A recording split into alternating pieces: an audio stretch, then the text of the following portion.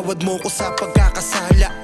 Araw-araw mo sa aking pinaalala Na kahit maraming dahilan upang ika'y iwanan, mas matimbang pa rin sa akin ang pagmamahalan. Toxic para sa iba pero mas gusto ko magstay, kasi para sa akin babe ay sa'yo lamang ako safe. Pagpasensyahan mo na, nagawa kong mga shits. Di na para magsinungaling pa baby, I admit. Sobrang swerte ko na din, kahit dito mabait. Nagkawalay man pa ulit-ulit ka parang bumalik. Iba ka pag nagmahal, panis sa aking mga ex. Nagtiis ka kahit low-key at hindi kita na-flex. Mukha lang akong astig pero mapagmahalin real life. Payaan mong bumawi, totohanan na to this time.